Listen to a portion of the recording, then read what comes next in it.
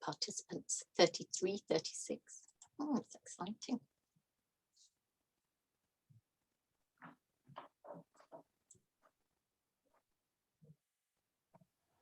I'll just let a few more come in before we start.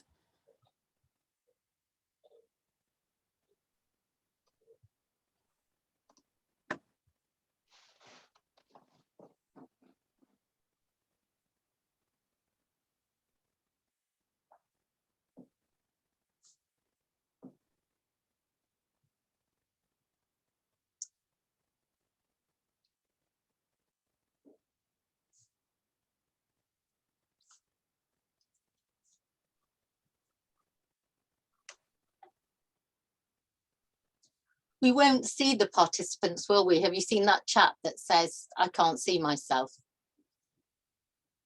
No, I think the participants are viewing only, so they can use the, like we said, the Q&A and the chat box to communicate, but they won't be on screen. Right. Probably the most existential question we'll get today, isn't it? Yeah. Oh, good.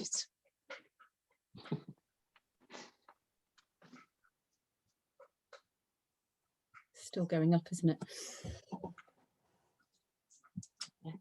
Ooh, it's exciting.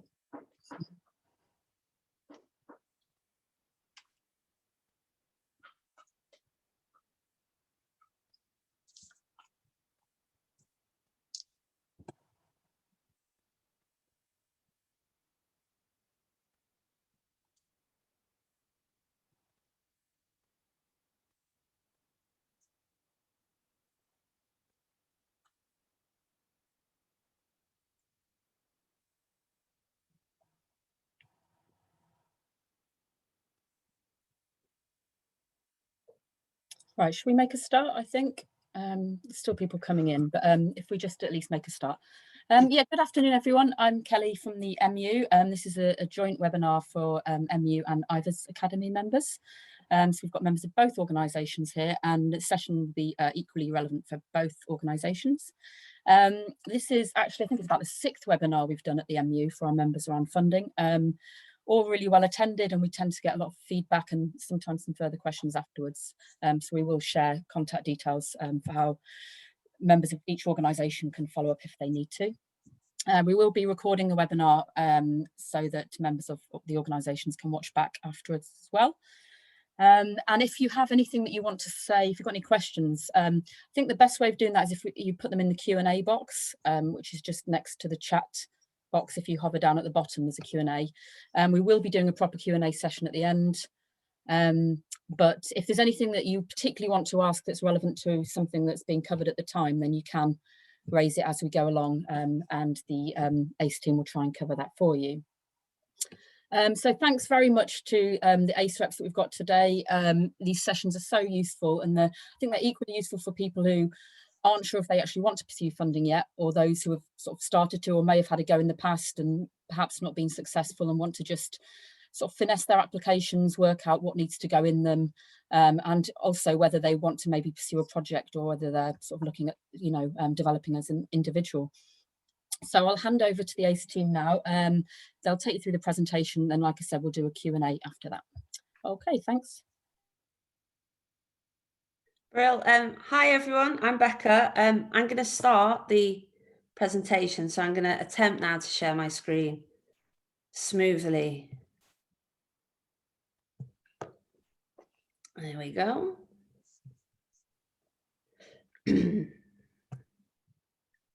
So hopefully you can all see this. Thumbs up from the ACE colleagues would be great, just to make sure. Yeah, brilliant.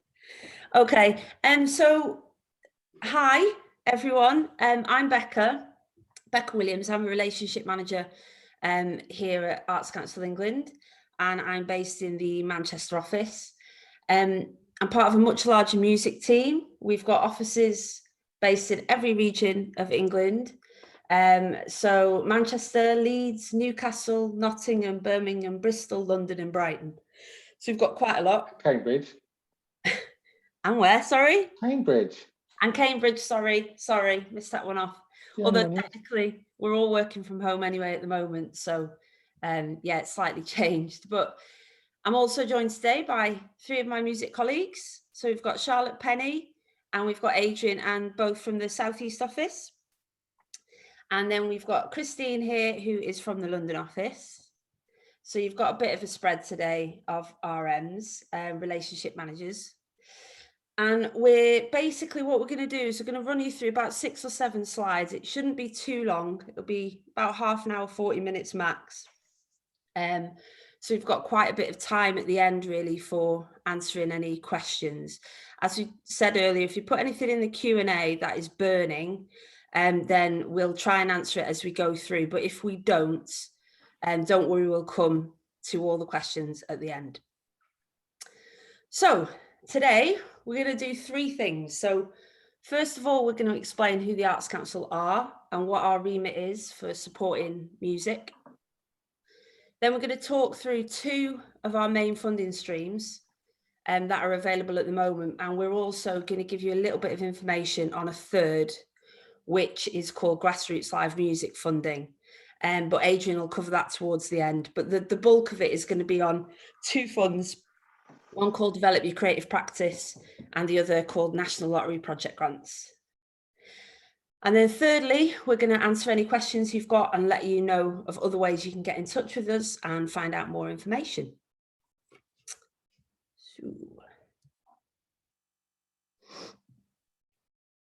So the first is, what is Arts Council England and how can you help me?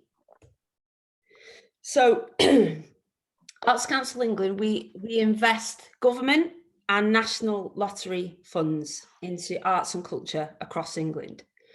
So we support all art forms, so that's music, visual arts, combined arts, theatre, dance, literature, digital arts, museums and libraries. So it's a lot. We fund an awful lot of activity. The first thing we do is we can offer you funding. So each year we distribute approximately 97.3 million of national lottery funding via National Lottery Project Grants. That has gone up recently due to COVID. But we also distribute 72.2 million each year across Arts Council development funds. The development funds vary year on year, so they're funds that are kind of created for specific need. Some are long-standing and some are quite short and sweet. And we're also currently one of the main distributors of government funding to support the arts through COVID-19. What we do in general with the funding is we support projects that inspire and provide opportunity for you and for others. So our role is to fund artists, promoters, festivals, venues, organisations, etc., to develop projects which develop their practice or your practice, but also reach out to other people in England, so audiences in England and participants. We have successfully worked alongside other funders such as PRSF and UK Music and Music Venues Trust, for example, to create funds to support the music industry. But we are not a music industry body ourselves. And our remit is far wider than commercial success. It's to inspire and enable people to take part in music, no matter who they are or where they're from. So we look to fund projects that bring opportunity to people, not just the musicians or artists that we're funding to do that, but also the audiences who see it and engage with it. We offer advice sessions, online support and work in partnership to reach as many people as we can. This is a perfect example. So we're doing an awful lot more online sessions and events and kind of talking a little bit more about who we are and what we do. We also regularly attend sector events when life is normal, conferences, etc. And we tend to either talk on panels or we also give information at stands, for example. And then we also give one-to-one support for some applicants. That's a bit of a tricky one at the moment because capacity is so pushed that the usual one-to-one advice sessions that were a bit more, there was a lot more of them, they're very tricky at the moment just because of capacity and the fact that we've got an awful lot of funds coming through the doors at the moment. So we're focusing our time on having larger group conversations like this, for example. So that's who we are. So now I'm going to talk to you briefly about develop your creative practice, which is one of the two funding streams that we've got going at the moment. Hopefully some of you have heard of develop your creative practice, called DYCP for short. We like acronyms at Arts Council, so apologies if we use any without letting you know what they mean. But develop your creative practice, it was developed following a massive need for early career and emerging artists to fund essentially a step change to develop their careers. So, for instance, people who might have been operating at an emerging level but really want to take that step to go to the kind of mid-level, mid-career artist level. It was developed really to give opportunity to people. So there's a whole heap of different things that people use the fund for. For example, you can work with mentors, and there'd be research and development trips abroad back when we could go abroad, opportunities to write with other people, and to capitalize on opportunities to work with new producers and new songwriters, co-writers, and to either record new work, albums, EPs, singles, etc. And we responded to that need really through creating Develop Your Creative Practice. So Develop Your Creative Practice is a fund that you can apply for between £2,000 and £10,000. There are 4 rounds a year. The current round, which is round 9, it's now closed. It closed on the 18th of February. And we're currently in the process of making decisions on those applications. And until those decisions have been made and published and people have been told about them, we won't be releasing the details of the next round just yet. We usually make those decisions once these decisions have been made. But if you keep an eye on the website and on our socials, etc., we always give info when that next round will be open. It's a specific fund for individuals and small groups of practitioners, so therefore not organisations, in short. And the reason for that is because it's very much, it kind of does what it says on the tin, which is develop your creative practice.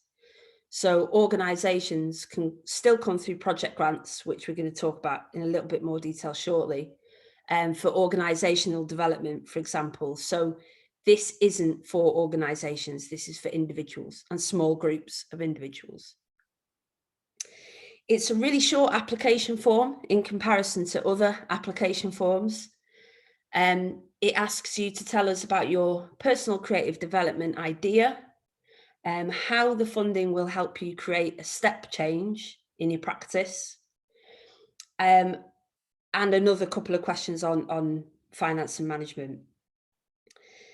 Basically, this fund is about the artistic process. So it's not necessarily about a project with a beginning, middle and an end, or a product or a festival or a tour. It's more about, as you say, developing your creative practice. So it's taking that time to look at the steps that you need to put into place to get your career from where it is to where you need it to be. And so it's much more about a process and not a product. It's much more about a journey, as opposed to a kind of project with a set number of outcomes that are really easy to tick off. You'll get your decision within 9 weeks of putting the application in, of the application process closing. And I'm afraid I have to kind of end on the competitive nature of the fund. Now, Develop Your Creative Practice has always been massively competitive anyway, because there's a huge need within the sector for people to apply. But with COVID-19 and the effect it's had on people, and the fact that people in all different realms of music literally are not being able to do what they usually do, the applications for Develop Your Creative Practice have gone through the roof. And quite specifically, they've gone up quite significantly within what we would call contemporary popular music. And what we mean by that is basically things outside of classical and opera. There's been a huge demand. So that obviously makes it more competitive and more difficult to get funding. I don't want that to put you off, because we still need applications. We still need people to apply to give the money out, but it is difficult. And as part of that, what we've done, we used to say that you could only apply for a certain amount of rounds per year, but we've altered that during COVID-19. So you can actually apply, if you're unsuccessful in one round, you can apply again for a second. So there is opportunity for you to reapply, and there's also project grants if you feel like your project doesn't quite fit this develop your creative practice. But I think it'd be unfair for me to say, come in and apply, because yeah, it's very competitive and it's tough at the moment for everybody. So that's develop your creative practice. And I think I'm going to hand over to Charlotte now for to talk you through project grants. Any burning questions we need to answer, Christine, before we move on? Hi, just Pete Grogan, thank you for your question. By saying that a large group of musicians, big band project, would it qualify? It wouldn't qualify for develop your creative practice, but of course it would qualify as a project. So we're going to talk about the lottery project grants now. Charlotte will tell you more, but I wouldn't go down DYCP if you're talking about a group activity like that. So as Christine said, National Lottery project grants really covers everything that DYCP doesn't. It's been around for ages, project grants. It's had different names. It used to be called Grants to the Arts, which is one you might recognise. We've pretty much been doing it ever since we've been a lottery distributor. It's an open programme, a rolling programme, which means you can apply at any time, and you can reapply as well, which is unlike a lot of funds from funders. There is no restriction on how many times you can reapply for the same project, even if you've got a no from us previously. It's split into two. There's an under £15,000 programme and an over £15,000 programme. Do you want to change the slide, Rebecca? Thank you. So yeah, under 15s and over 15s, they're very similar applications. The over 15 process is slightly longer, and it requires an assessment at Arts Council, but the application forms actually look pretty similar. But if you're new to Arts Council and new to applying to funding, we would always suggest that you apply to the under £15,000 programme, because it is slightly easier, it is slightly less competitive, and you get your response quicker, so you can reapply quicker as well. It's normally a really quick response with an under 15, and you get a response after 6 weeks. But at the moment, due to the amount of applications we're processing, and some recovery fund that we're also processing on top of it, we have had to push the processing time to 10 weeks, but we are hoping to take that down back to 6 as soon as we can. But at the moment, you have to assume that it's going to take 10 weeks to get an answer for an under 15 and 16 weeks for an over 15.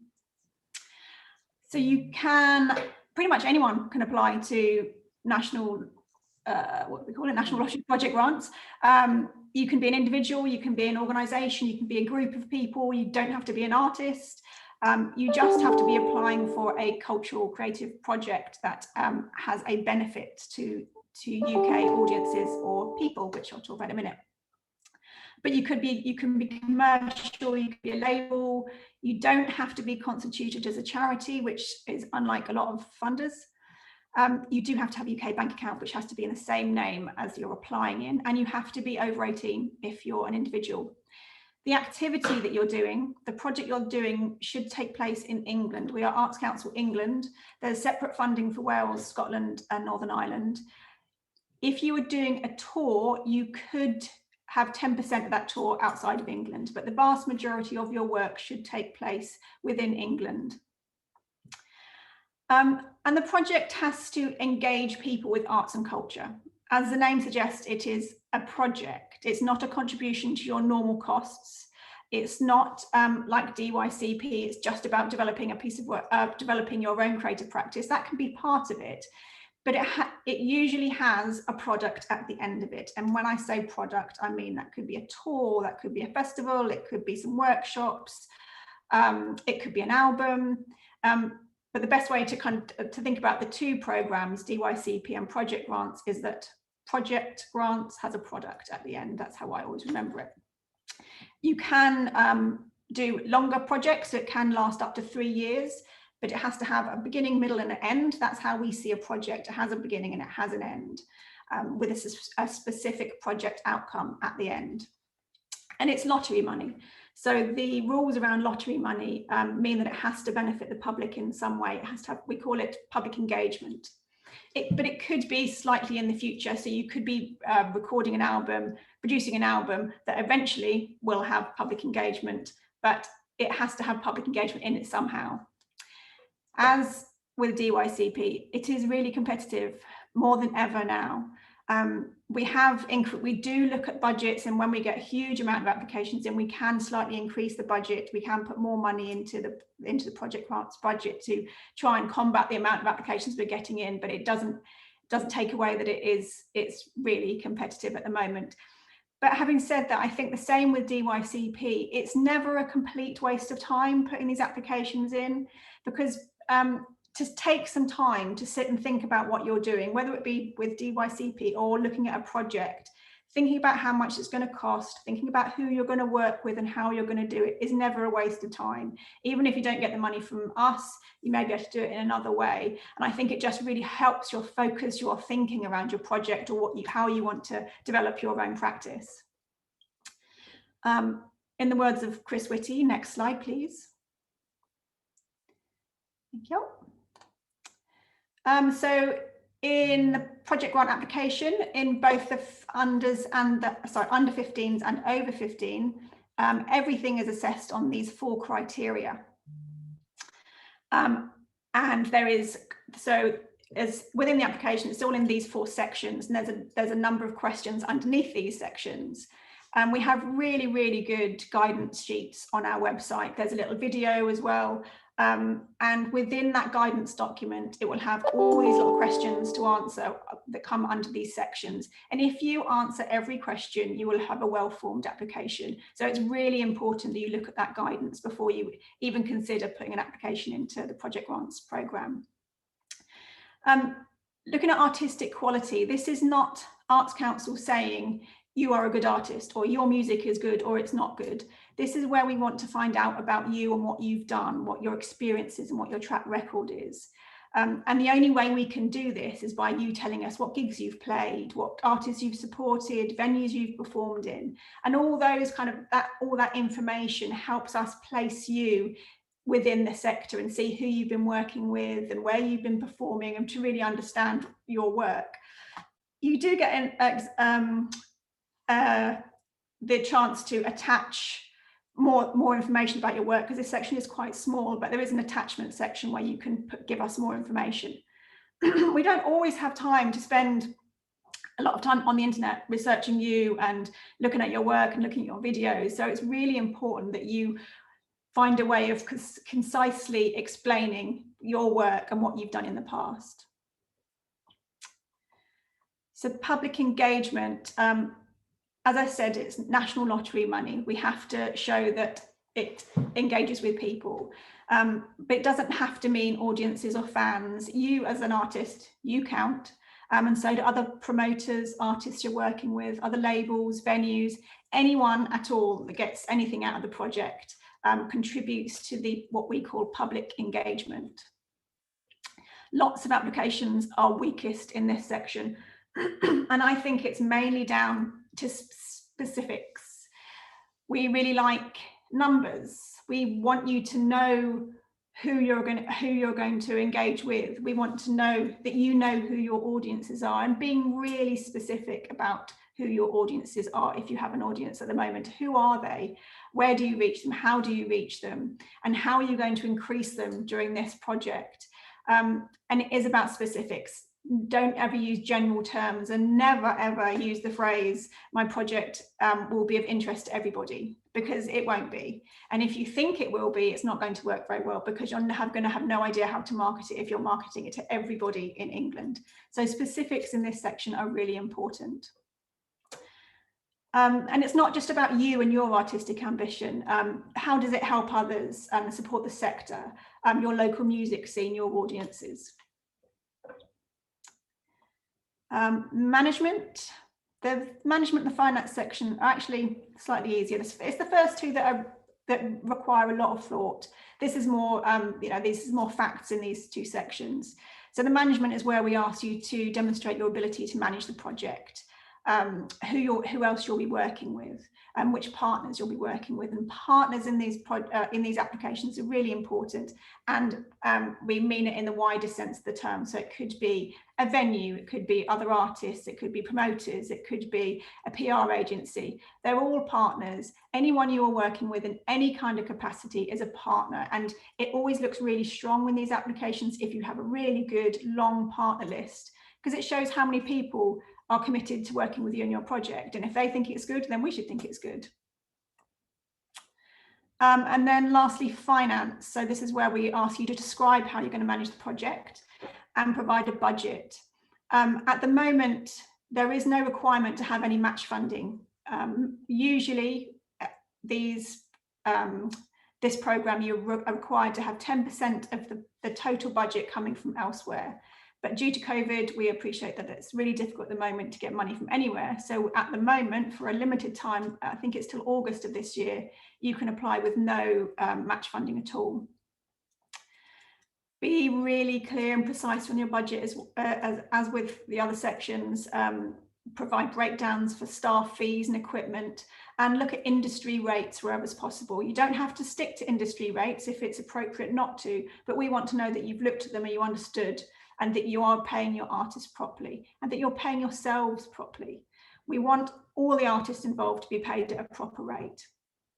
The budget must balance, and in fact, the system that you will apply on this, our system is called Grantium. It's a grant processing system. It won't let you put a budget in that doesn't balance. So in that way, it's quite helpful. So you can't, but it must balance. When you're putting it together, check it balances before you start putting it onto Grantium. The project can't make a profit. So you have to have a 0-0 at the end. It's worth noting that, particularly for the under 15 applications, when it comes to a panel, we have two or three members, depending on where in the country the application comes into, sitting on a panel, and they will have up to around 40 applications in front of them, and they'll discuss all these applications between them, and they'll make the decisions at that meeting which ones gets funded and which don't, looking at the 4 criteria. But on that panel, there might not be a music relationship manager like myself or Rebecca or Adrian or Christine. It might be a literature officer and a dance officer. So it's really important that you don't use acronyms, that you use plain English when you're describing your project, and you describe it in a way that any one of your friends or family would understand. And I think that's a really good way to do that, is get other people to read your project that don't necessarily have a really good understanding of your work, because then if they understand it, we'll understand it. Next slide, please.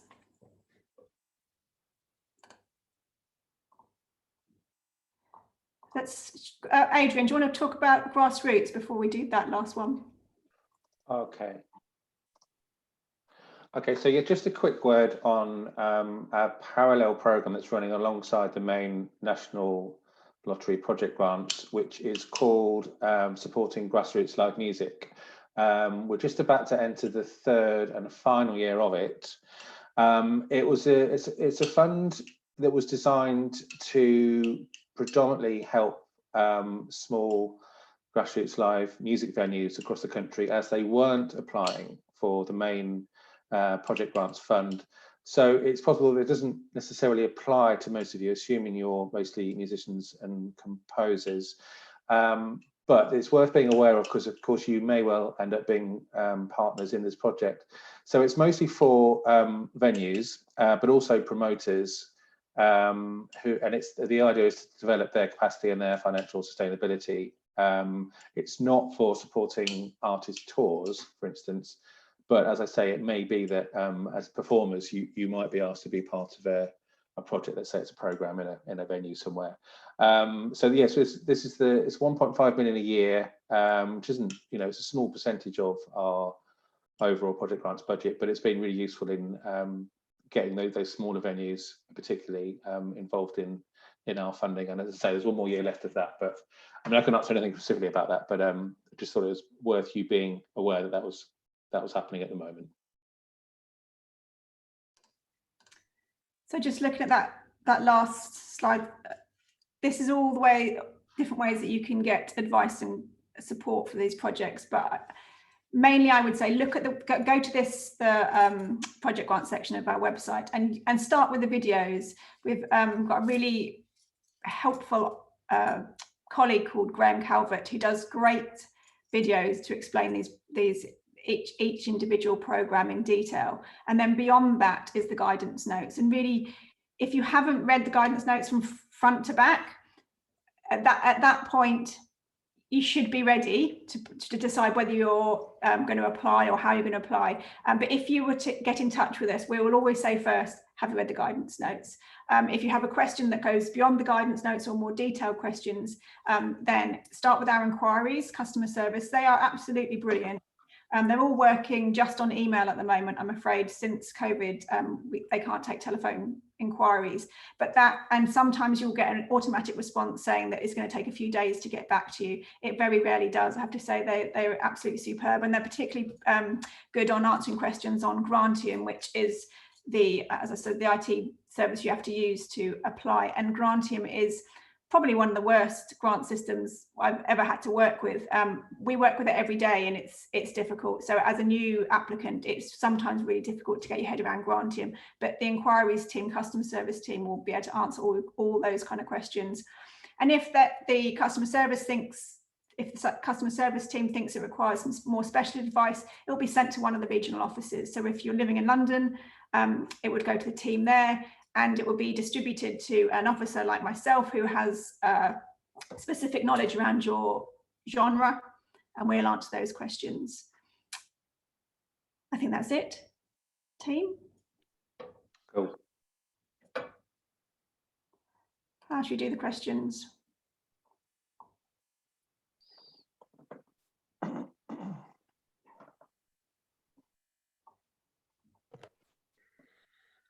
Right, okay. So yeah, we've got quite a few, haven't we? So I'm only just looking at the Q&As now. So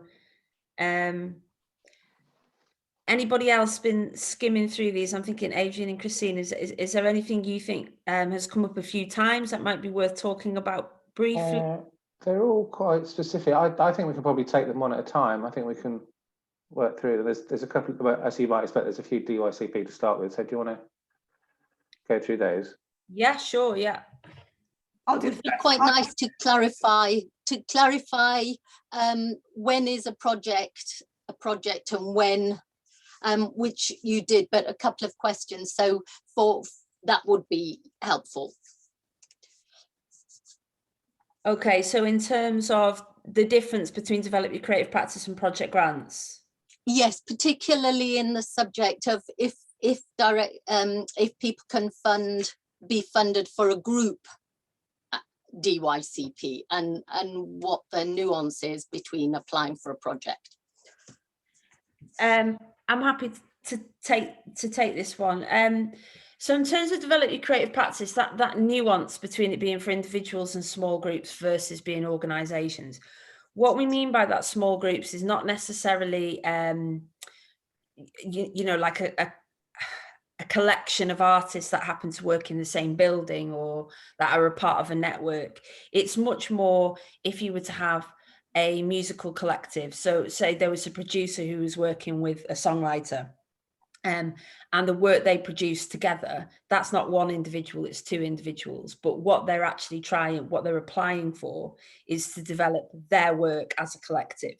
So that might be where it comes in as the small collection of people, as opposed to perhaps a brass band where you've got 14 people applying, we'd see that you might have one individual apply, but it's actually applying for what we would kind of see as a bit of an organisation. So that might be suited more towards the project grant side of things. In terms of the difference between develop your creative practice and project grants, it really is kind of what it says on the tin. So project grants is about grants for a project, which, as Charlotte said, has a beginning, middle and an end. It's got outcomes, it's got specific outcomes at the end of it. Whereas develop your creative practice is about developing your individual creative practice. So it's always useful to give examples here. So a project grant application might be, I'm an individual artist. I've got an album that I want to produce, that I want to record, and I want to do a 10-date tour at the end of it. That's a project grant application because it's an album, which is a product, and it's a tour, which is a series of products. Whereas develop your creative practice, because this is pitched more at the kind of early career emerging artists, but it's also quite specific towards a step change. So there's an opportunity to have a step change in your career. So it might be, for example, an individual artist who has got a collection of songs, but has been given the opportunity by a producer who might be in a different genre, might be taking a completely different direction, to come and work together to co-write this selection of pieces of music. And that is a lot more, the artistic process involved in that is not necessarily a product, although you'll have songs at the end. It's not so much about the songs at the end. It's about the time that both of you need to sit together to write. It's about the exchange of ideas, whether that's online or whether that's in person. It might be about getting a collection of other musicians to come in and perform those pieces so you can test them out. And then you can write that EP, that album, write those songs together, and you've got the time to sit, think about how you're going to market it, think about your audiences. And that's a step change in your career. So that's taking an idea and actually turning it into something a bit different. And that's kind of the difference between project grants and develop your creative practice, I think. If anyone else wants to add something to that, please do. I think you're right, but just to reiterate, how does that apply to the question, the first one there? Can you see that, Becca? Yeah. About a collective. Newly formed collective during the period of COVID, we're quite experienced individually, but very new as a collective. Would you be eligible as an emerging group to apply for develop your creative practice? This is kind of what the application's for, because it is that an opportunity has arisen due to a horrible situation, i.e. COVID, where you've got a lot of musicians who are now free in one way to actually work together. And you're taking this opportunity to create a new collection of people, a new collective together. And what you might apply for is for the time for you to get together, whether that's digitally or further down the line in person, and work on some new music. So yes, that's what develop your creative practice is about. It's important, though, that I think that you, within that application, you talk about how, not what you're going to produce, not that you're going to get together and practice and do a few gigs, but actually, how is this going to benefit you all as individual artists? What are you bringing to the collective that is going to make more of your skills than you working on your own? So an application would talk more about your development journey, each of you as part of that collective, but then also perhaps what the collective are going to bring in the long run, if that makes sense. Cool. Okay. Next one from Charlie Fletcher is about working with young artists aged 14, 17. Many of whom are ready to take their next steps in writing, recording, performing. Are there any grants available for this? I mean, I would say that could well be a project grant. You need to be quite clear on, what the outcomes are expected from that collection of young artists, why you've chosen those particular artists, what the kind of criteria for that is, and then what the public engagement might be in terms of where their work, whatever their work is that they end up with, how is that going to be you know, present in front of an audience, etc. Would you agree with that, Charlotte, Rebecca? Should we just rattle through these? Is that the best way to do this? So I took one by mistake, so I just need to come back to it. If you, someone asked about what they've got a DYCP in at the moment, can they apply for project grants? You can't apply to the program if you have something waiting for a decision. You can, and once you've got your decision, you can put another application in, but you are not allowed to have 2 applications in at the same time for decision. Okay. Question about partner organisations. Did one of you want to answer that?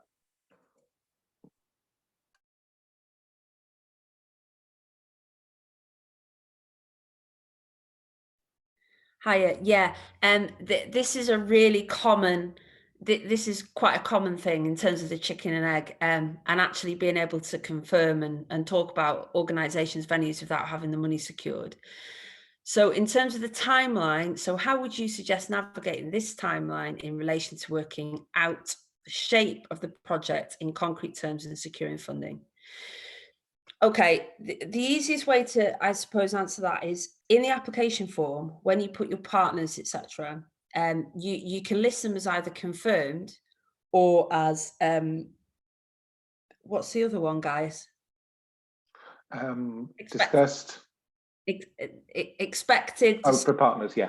Yeah, for partners. So it may be that you have spoken to them and they are showing interest in being involved in your project, but won't commit to it unless obviously you've got the funding to make the project go ahead. That is where in the application form you've got the room, and this can be in terms of partnerships, but also in terms of additional income that you might have got through support in kind or through actual cash income. You can list that as expected. And what that will mean is that should your application get through, should we think it's fundable and it's great, but what we would do is we put a condition on the first payment. So we might say, and it's the same for artists as well, as soon as you can, now we've said you've got the money, you're going to get the funding, but before we release that first payment to you, you need to write to us to confirm that those artists and partners that you're planning to work with now confirm that they're going to work with you. And when that happens, the payment can be released. What can happen is that in the time between you putting that application together and asking those partners and the time that you get your decision, some of those artists and some of those partners may now be involved in other things and won't any longer be able to be involved. Don't panic about that, because what we would say in that situation is, what is your like for like swap, in a sense? So, okay, you can't work with these 3 artists of the 10 because they've now got gigs elsewhere, but who are you going to replace? And the same with partners. So in terms of pitching in the application, I always suggest, which might sound really hard, but it's almost be as convincing as you can be in the application that this project is going to happen with or without Arts Council funding. The reality of that is, if you're requesting 90% of the income to come from the Arts Council, we know that it's not going to happen if you don't get the funding. But almost pitching it like it will, i.e. you've spoken to your partners, you've spoken to your artists, you've looked at your income, it just makes it a stronger application. And we look at things in terms of risk. So if it's a strong application, the risk to our financial contribution toward that is less. So it's about a balance, really. It's a difficult one to strike, but do your best to kind of make it look as if it's going to go ahead, I would suggest. There's a question. I think there's another question along those lines about not making a profit on lottery projects. Maybe we might need a group response. I mean, this particular one is about a chamber music series, asking would we be able to allocate profits raised from ticket sales to future seasons. Well, with the project grants project, there is no profit. It's a balanced budget. Whatever you receive, it should be spent. Now that doesn't mean that you're not getting paid yourself. but it can't be a profit-making activity in and of itself. Do you want to come in on that, anybody? I just answered a similar question to one of our participants. Forgive me, I've forgotten your name, about your album. And no, we don't expect anybody to be working for free. But within the confines of the time you're making your album, for example, you just need to, like Adrian's just said, you have to spend what you've asked for. After that, there will be a life, particularly to an album, which then may start making you profit. But we want to see that all the artists involved are paid for their work. So that is money that you can spend on yourself. There's no sense that we want people to be working for nothing. But the point is, it just has to balance. So, and if you, and especially with ticket sales, nobody knows how many people are actually going to come, and nobody knows how many people are going to buy your album. So it's a bit of a guesstimate. You just mustn't assume that you can have money over at the end of the project. No, exactly. The question about equipment being part of the application for either DYCP or project grants. I would say absolutely, they can be part of both projects, as long as you've made the case for why they're necessary to either deliver the aims of, or either one, you know, whether it's a crucial part of developing your creative practice or it's a crucial part of delivering the product or outcomes that you've set in the project grant application. And I've seen many that do have those in there, particularly music applications. There's quite, just to add to that, there's a couple of things around music. So musical instruments, for example, we usually request, if you're purchasing equipment, that the equipment be new, because obviously there's a length of life to it if it's new, as opposed to it being secondhand. But there are some differences there for musical instruments. For example, if you're getting a kind of, you know, a 70s valve amp, then you can't buy that new, you have to buy that secondhand. So there are a couple of information sheets on that on the website. So yeah, have a read of those for sure.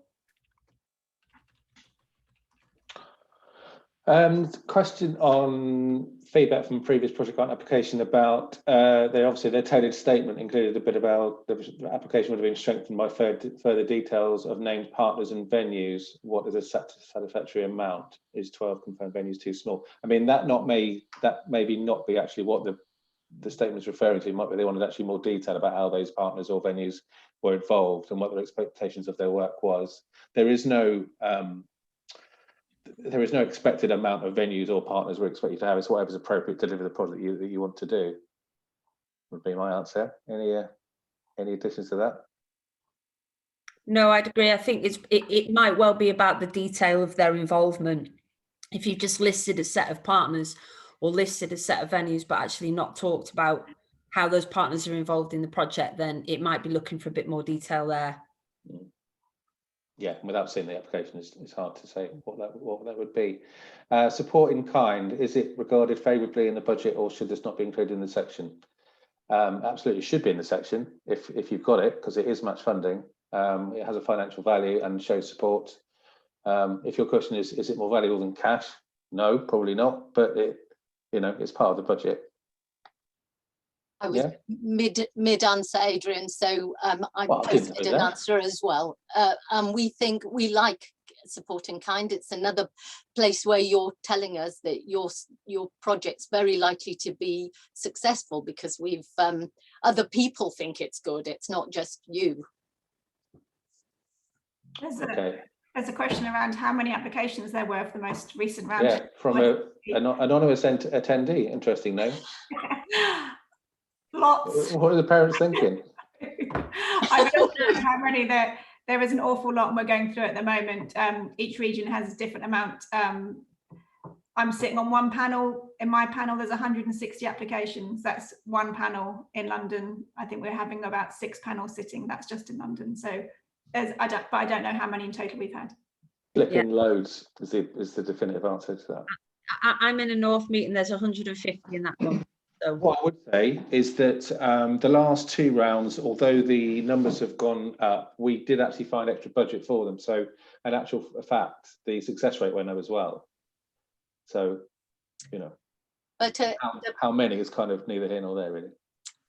it would be probably useful for you to know that for DYCP has a much lower success rate because it's so open and so many people can apply and want to do it. Unfortunately, it has a much lower success rate than project grants. I've got a question on how specific to be about stuff, because there isn't much room when you apply. You ask lots of questions and there isn't much room to write. We don't give a huge amount of space and character count to answer these questions. And really it is practice, and it's quite an art to get the information that we want into the amount of characters that we give you to write it. The questioner is talking about they've had an application that was rejected twice on public engagement grounds, but they're struggling to find it, to get all the information in there because there's so many different audiences, and to get the specifics on those audiences. It's practice. I mean, when we ask for specifics, and it's trying not to, it's getting that data in there that we want without the too many words around it. You can use bullet points in some sections if that's an easier way to list things and get information to us, but there is an art to it, and it is difficult. And another question about changes to projects that have happened since Boris's roadmap. So we've had lots of applications in that the projects now will take a very different form because things didn't proceed how they expected, or things have gone quicker than they expected. It's really important to know that we expect projects to change, even in pre-COVID times. What you write on a piece of on the application, it can change. We expect all creative projects to change in some way. So if you put an application into us that is dependent on a live performance taking place in May that now can't take place, but it's a really good application, we would still look to fund it, but we're asking you, how would you change that? And that's happened with pretty much everything we're funding at the moment. Is we've funded organisations, they've said we can't do it, and we said, well, what else are you going to do? How else can you spend the money we've given you? And you can only give your best guess how things are going to go. We don't know how things, if it's going to open on 21st of June, we don't know, and we don't expect you to know. So you can only do what you think and applying at the time in the situation that you're in. But things can change, and even once you've got the money and we've got an agreement to give you the money, projects can change. Basically, we ring fence it. It gets ring fenced for you, and if you can give us a logical way of moving forward with it later, then we will happily work with you on that. Sorry, Adrian. I was just going to see if you'd seen the question about underrepresented groups in. Which I'm not sure I quite understand the question. Yeah, I was looking at that as well. So if any of the funding bodies ask for these, how do you go about writing this into your application? So working class, for example, seems like a vague term to prove. Okay, I think when it comes to underrepresented areas, it's quite obvious to us when we're reading an application when somebody says, I'm going to, this project is going to reach people in underrepresented areas. If it's that vague, we know that that's been put in there to try and tick a box, as opposed to it actually really being focused on underrepresented groups. So if you are doing some work towards certain groups, that will, the area to discuss that is in your public engagement section. So Charlotte talked just briefly before about using bullet points. So it might be, for example, that you're working with LGBT groups and you're based in Manchester. Then if your project is aimed at working with LGBT groups within Manchester, then you might talk about that in your public engagement section. But you also might then list some partners who would assist in reaching those groups within your wider application. So you might start talking about something like the Proud Trust, for example, which works with young people specific to Manchester in the LGBT group. Also, you might be talking about Manchester Pride, So we look across a whole application for kind of how reasonable the outcomes you expect your project to be, how reasonable they are based upon what you've written in your public engagement section, but also what people you're working with. So there's not one place for you to talk about that. And there's not a certain way of writing it. It's about it being a convincing, target audience. And if it isn't a target audience of yours, but you feel like you have to tick a box, we'll be able to see that, because it won't be kind of embedded throughout the application. So if your project isn't focused on specific underrepresented groups, then don't try and shoehorn that in. But we are looking to fund underrepresented groups because they're underrepresented. So we tend to fund a lot of applications where underrepresented groups just aren't there. So we want to fund more of those projects. Cool. A question that I can't remember the answer to. Someone's asked whether there is a like a Word document, so you don't have to go straight into Grantium and start typing into there. Is that on our website, a Word document of the application form to practice on? Somewhere, yes. There's either a PDF or there's some form somewhere in the project grant guidance that gives you the copy of the questions before you have to go into Grantium. Tell you what, if you're really savvy, I just email customer services now, and then probably by the time you want it, you'll have them send you one. Yeah. Question about ACE advice. Would we ever provide advice as to whether or not a project is the sort of thing for which I guess we would fund? Would it be a waste of time? I mean, in these sorts of events, or when we're giving advice at events or having one-to-ones, we might give some advice on what looks or doesn't look like a strong project. But I mean, I never say it's a waste of time, go away. If you find out who it's really important to know who your regional office is, and is there someone in a regional office that could help you? And I can only speak for London. I'm between London and South East. In London, we have weekly sessions on a Wednesday afternoon for first-time applicants or applicants that want feedback on their rejected applications. You just book onto those sessions. And last week I did one, and there was only me and one other person. So that person had half an hour of advice. So find out if your regional offices offer anything, and that's a good way to talk about applications that you haven't started or you're thinking about. Yeah, I want to.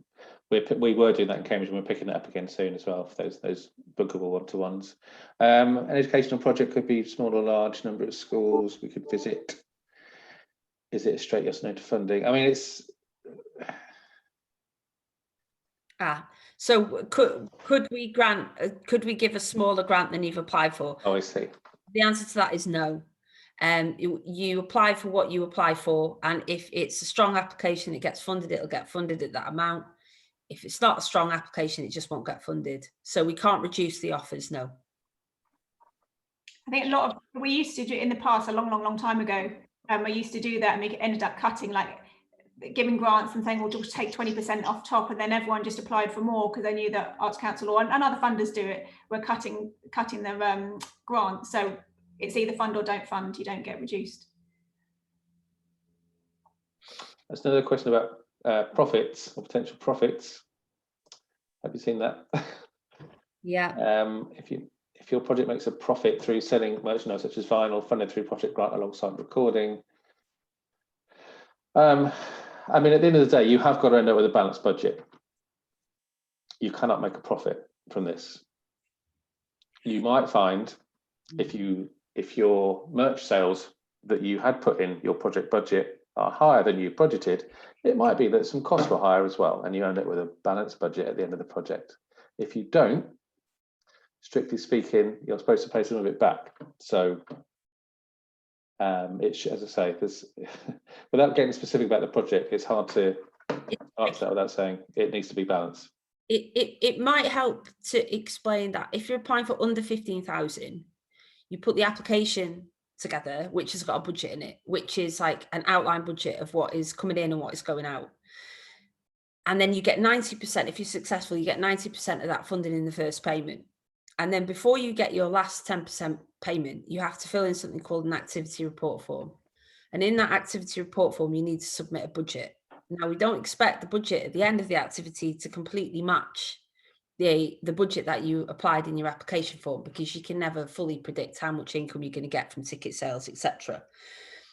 But that budget that you supply in your activity report form at the very end of the project is where you must show that your budget has balanced. And what can happen is, for example, you might get within the period of that project. So if your project is 6 months, it's 6 months in length, and your gigs were halfway through. So if halfway through you found out that you sold more merch and you got more income for halfway through your project, so all of a sudden you had a bit more income, then within that 6 month project, you can say, well, what we did is we spent a little bit more money on something else.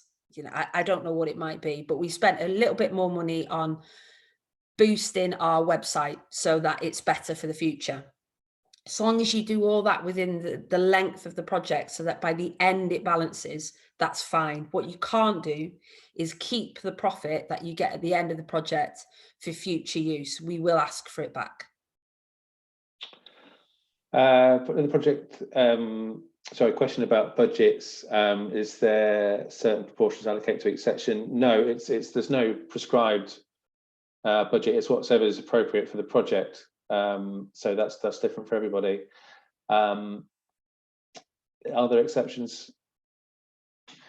Development grant cannot be used for purchasing equipment. It can, it absolutely can. Again, if it's relevant for the project, you can purchase equipment as part of your project grant or DYCP. So yeah, is that PRS or PPL membership? You don't have to be members of those to apply. Although if you are a record label or a songwriter, I might wonder why you're not members of those. But the only time I suspect that would come up actually is in the budget if you're doing something where PRS or PPL income is due. But no, you absolutely don't have to be a member of it to apply. Question about, okay, so this is a question about kind of as an appropriate rate to pay yourself during DYCP. Have you got any thoughts on that, colleagues? I would say it's absolutely fundamentally important that you pay yourself. And that you pay the other people in these projects. If I look at either a Develop Your Creative Practice or a project grant application, and they're saying, and you're saying within it, oh, well, it's okay, my mate's going to work for £5 an hour because he's my mate, I'm not going to fund that project because it's still somebody that needs to be paid for the work they're doing.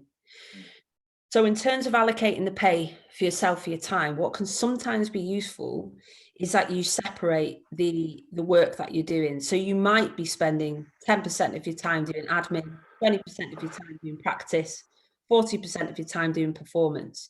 So you can split the amount that you're paying yourself based on the rates that you would get for each of those individual works. So the work that you're doing at an admin level might be less than what you pay for yourself as a performer.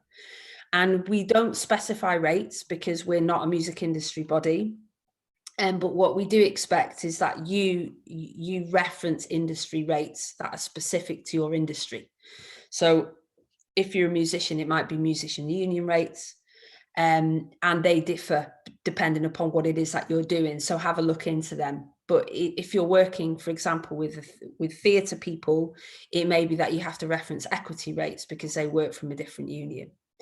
So it's important to kind of be specific about what it is that you're doing and what rates you're paying yourself.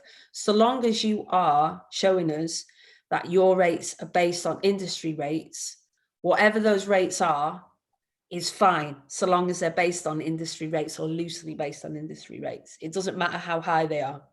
A lot of people think I'm asking for too much money. Believe me, you're not. Cool. Another DYCP question says it's for people early in their careers. It's not specifically for people early in their careers. It's the point of the fund is to, whatever stage you're at, take you to another stage, or produce some kind of movement or development. So the example that's given there, learning to write lyrics, is absolutely appropriate if, you know.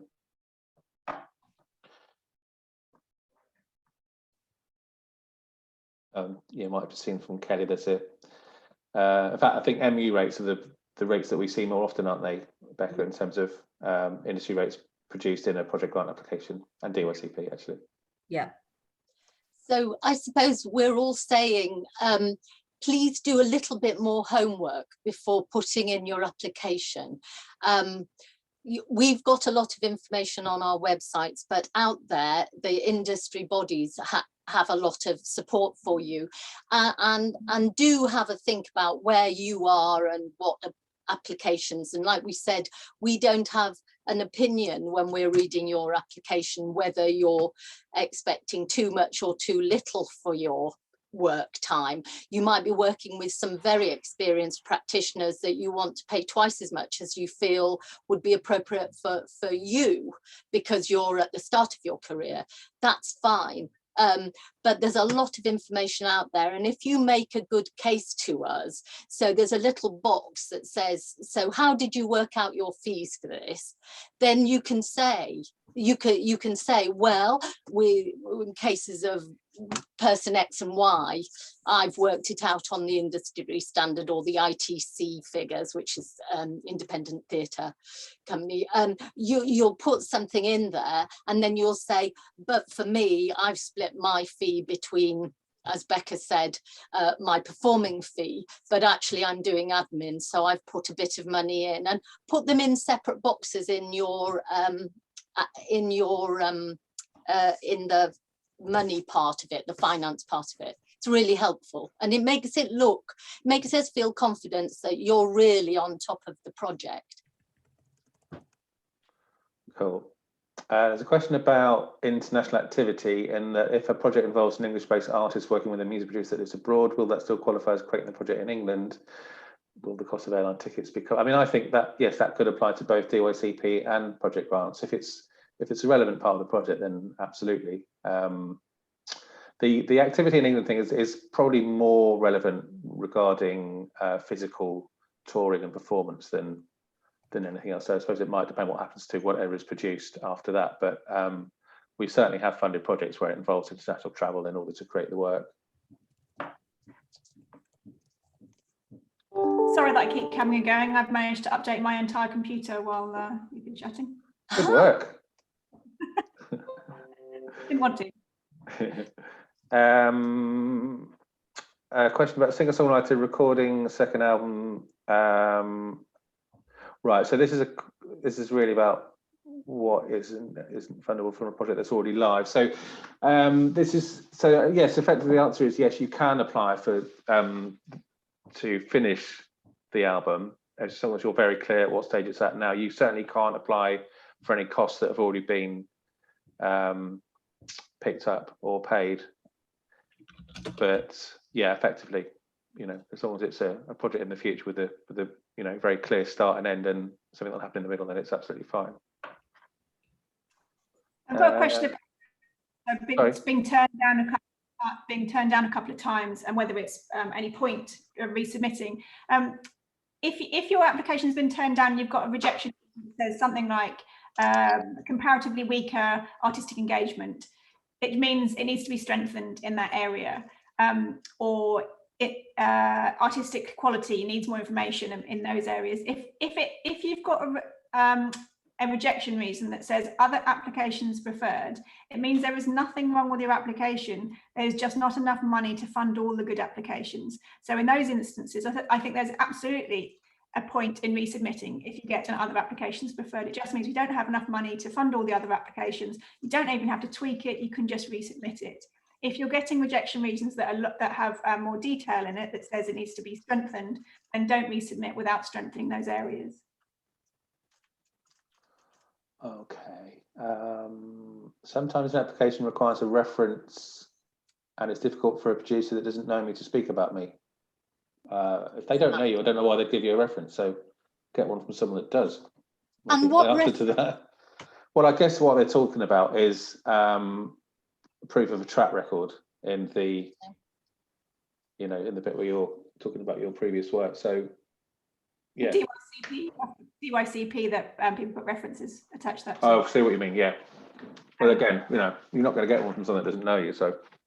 And someone's asked about what makes a good reference. You know, if it's a high profile, it doesn't even have to be that high profile, someone that we might know, a venue that we might know, a producer that we might know, that always helps, makes it a good reference. A bad reference, it's easier to say what a bad reference is. It's someone that clearly doesn't know your work and doesn't say much about it. But yeah, a good reference, a particularly good reference would be someone that we might be able to find out about or we know about. Yeah. Question on sort of Grantium. Other question, yeah, we said that there's possibly a Word form somewhere or a Word document that you can use. The application form in Grantium does time out, so I'd recommend you save regularly so you don't lose anything. And activity that stop it timing out apparently doesn't include typing. I think that's right. So you just save it a lot. But you can save, shut it down, then come back in again. Oh yeah, yeah. But you have to be ever so careful. We get locked out regularly, don't we, colleagues? From we're halfway through a piece of work, then we stop for a moment to double check something. By the time you look up, you've been kicked off. It is the most vexing system I've ever come across, and I'm older than these guys, so. Yeah, it's the same system that we're using, the same, and we're writing in when we're doing comments and appraisals on applications. I mean, quite often the best way to do it is to actually write it out in Word, and then just copy and paste. Then you've already got your text safe somewhere before you put it in. Yes, and always slightly underestimate how many words, and always count characters is my other piece of advice. Don't count words. And it's not going to go away. Grantium is not going to go away. We've asked for many years, is it going to change? Is it going to be improved? Because we know artists hate it and we know everyone struggles with it, but it was changed to that particular system because it was a really cost-effective way of doing it for the Arts Council, and it meant we could spend more money on creative projects. On you. Yeah, exactly. So it's good. It's not apparently it saves £1 million a year that goes into the arts instead of the admin. And it's not going to change. Well. I can see, Raz, you're desperate for us to answer your question. Colleagues, have you seen this question? I'm not quite sure how to respond. So the question is, DYCP is better if there isn't a definite project start and end date to do some work, to create some online resources. Yeah, but the very fact that it says producing online and video resources makes it look like a project to me rather than a. Yeah, I'd agree. I'd agree. I think even though you may be asking for funds to get the equipment and to pay yourself for the time for the filming, editing and producing, it doesn't feel like a develop your creative practice, because it's not like you are you're capitalizing upon an opportunity to do something new and different to what you usually do.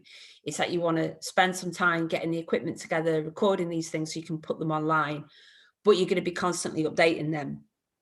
Well, this is where it's what we don't fund is business startups, for example. So if you wanted to start a business where you were doing some online videos, you were basically launching a website for musical instrument learning that you were going to grow, and you were going to develop this whole kind of backlog and catalogue of video opportunities, then that's a business that you're looking to start up. And you might be looking for funding as a contribution towards your ongoing overheads. Now, we don't fund that. And project grants is for a project that's got a beginning, a middle and an end. So what you might do is you might come in for project grants as a kind of a pilot project for you to film a set amount of videos over a set period of time. And then you were going to launch those online and you were going to see how successful that was. You might ask us for a contribution towards that period of initial filming, but we won't contribute towards an ongoing, business in essence, even if it might be a business that isn't making a lot of profit. It's a question about working with large-scale organisations that are already Arts Council funded. I assume that means as a partner. That's absolutely fine. From their point of view, whether it's they're an NPO, i.e. they are regularly funded by us on a 4-year period, they've got to make sure that they're not double funding. So if they're getting paid for it, then you know, it can't be something that we've already funded them to do. But essentially, yeah, you know, they can absolutely be partners in a delivery project.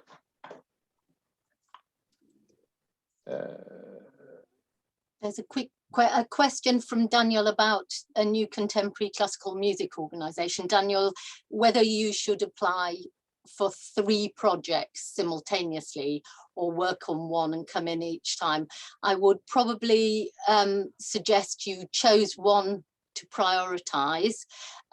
If we don't know you, if we don't know your track record, even though you might be brimming over with brilliant ideas, all of which you want to get moving on, I would trial one.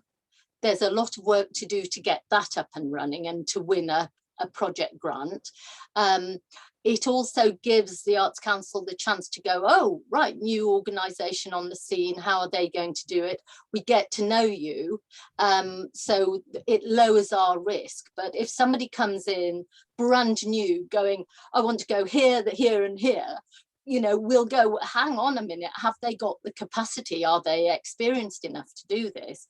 And it might weaken it if to do it that way. So my advice would be to choose one project, have a go, and then you can come in again with a second project as long as we know that you're fulfilling them.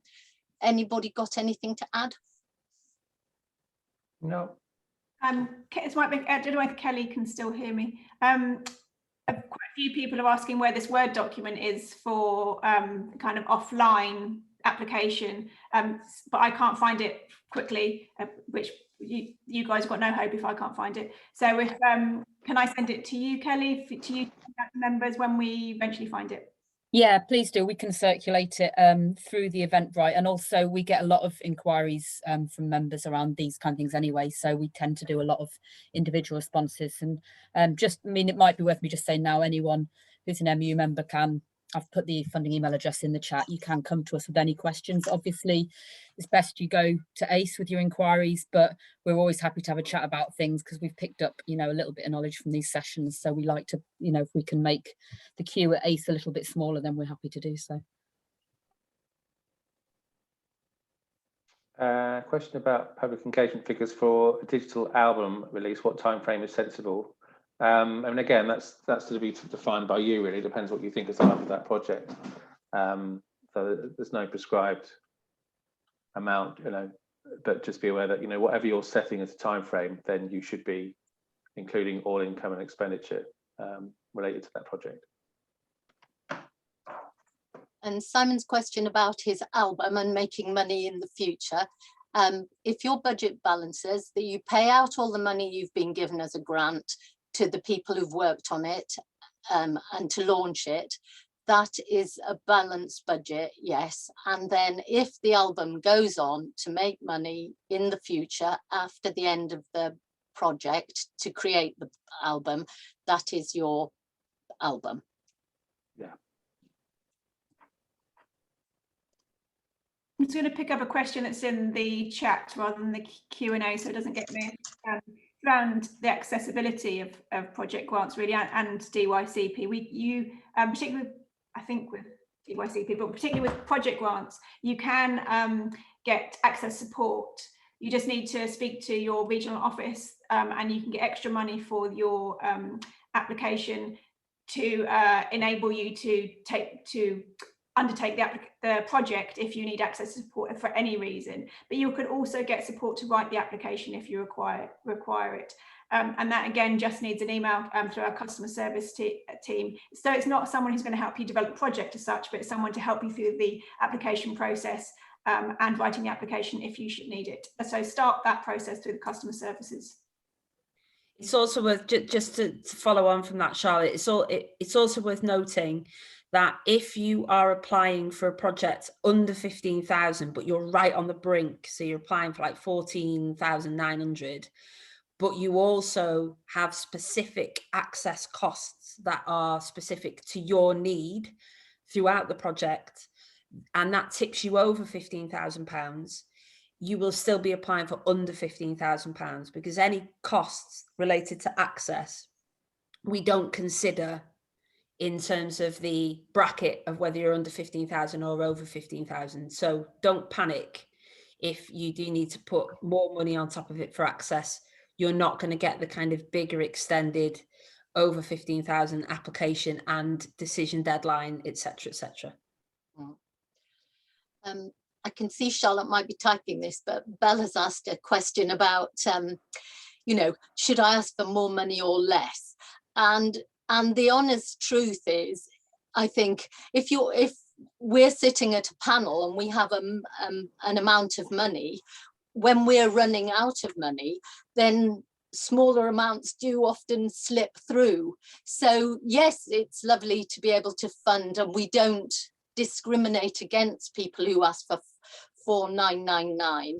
If it's a brilliant project and that's how much it's going to cost, and it shines out that we feel that it's been made, it's a really good application, then you will probably get the money. But we have a lot of grey area when we're starting to run out of money. And to be honest, if this is your first ever application, if you're asking for 5,000 or 3,000, you know, we might fund 4 new people who've never got through, who've asked for smaller amounts rather than one more big amount. So, I mean, colleagues, do you agree? Yeah. Yeah, ultimately you have to apply for how much the project is going to cost. Yeah. You know, that's how much it costs. But you're absolutely, if we can fund 2 projects that both is in the project grants, 2 projects that were £7,000, well, I'd like to fund those 2 rather than one project that's kind of similar outcomes at 15,000. So, but you know, you've got to fund for what you've got to apply for what you need. Does anybody want to ask that question about DYCP and arts and health?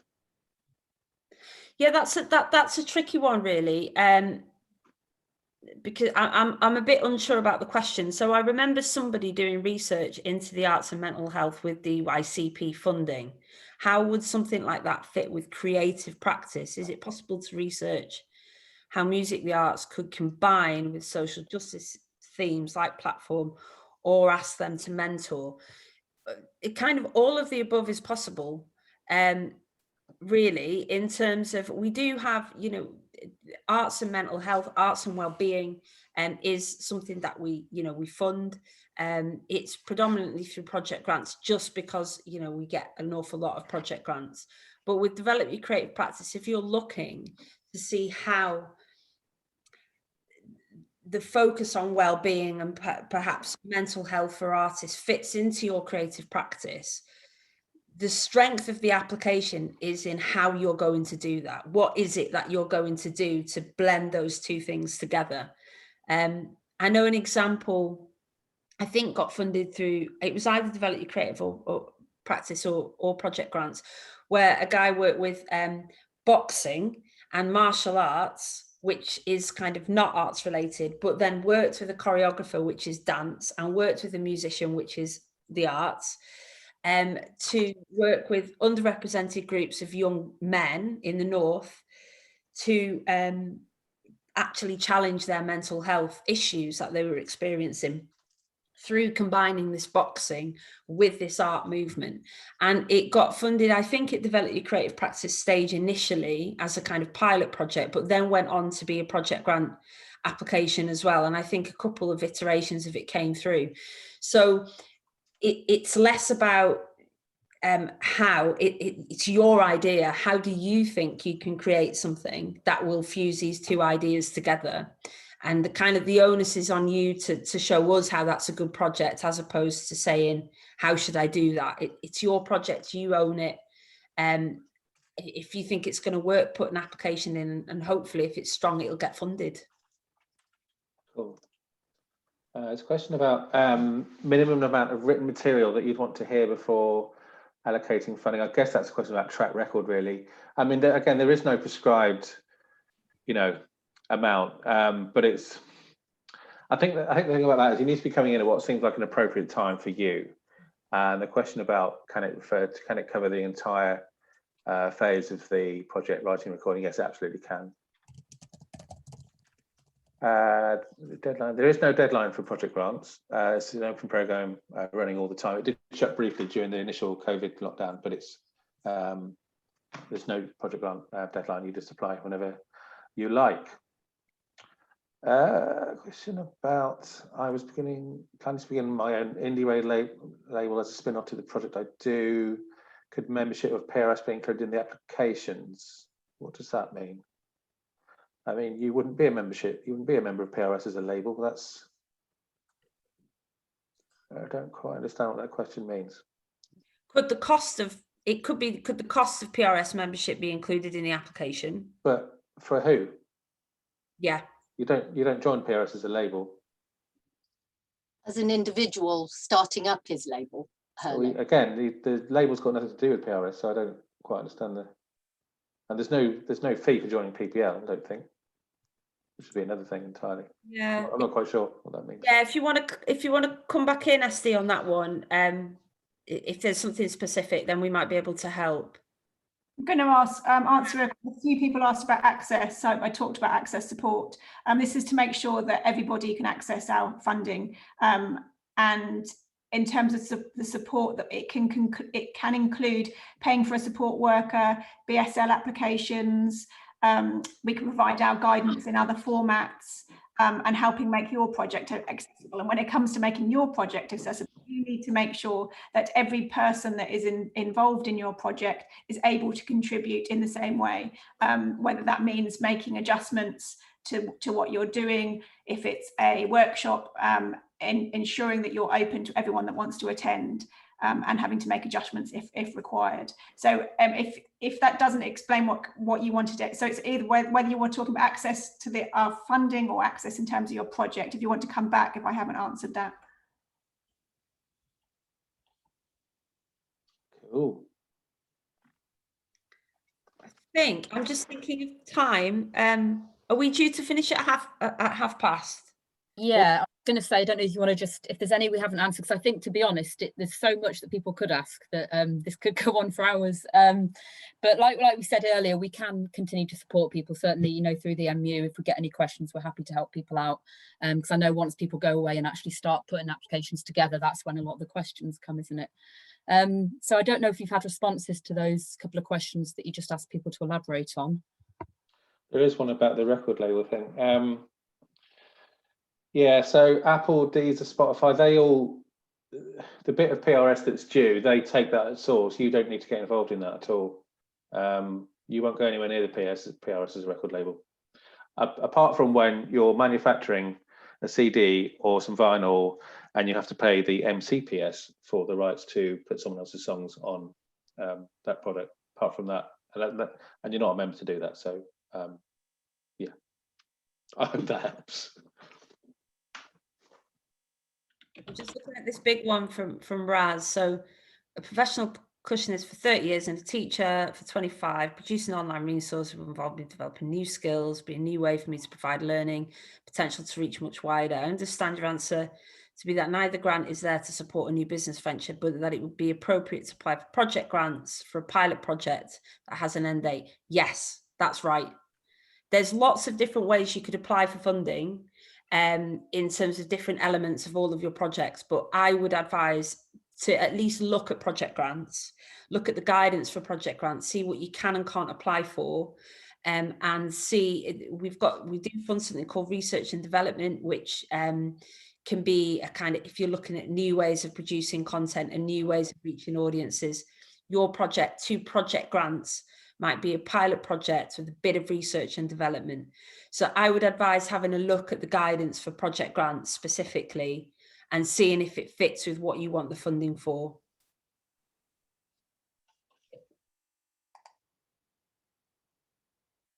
I think that's it. I think we've kind of answered most things. I hope that's been useful for people. This is what I always think it's a good idea, to make the presentation short and the Q&A long, because everyone has, you know, lots and lots of questions, and we get that.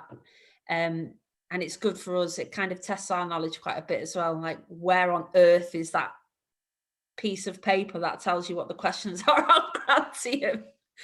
We'll find it, we'll dig it out, we'll send it on. Oh, thank you so much. I think, yeah, the questions are really great, and I think it does pay to sort of leave a lot of time for them, because obviously every group of people you talk to is really different, and you know, people are at different stages of the process. But no, thank you so much, Rebecca, Charlotte, Christine, and Adrian. It's really, really ace. And sorry, bad pun. Didn't even intend that one. You guys. But we'll be sharing the video of this certainly on the MU site, and I think the Ivors will also, so we'll make sure that our members can access it. And yeah, we just encourage our members to, you know, to put their questions to Arts Council if you need more information, or to come to us, and we'll do what we can to help people through the process. But thanks very much, and thanks everyone for coming as well. Yeah, thank you. Thank you for coming. Mm-hmm. Good And luck. be tenacious, keep trying.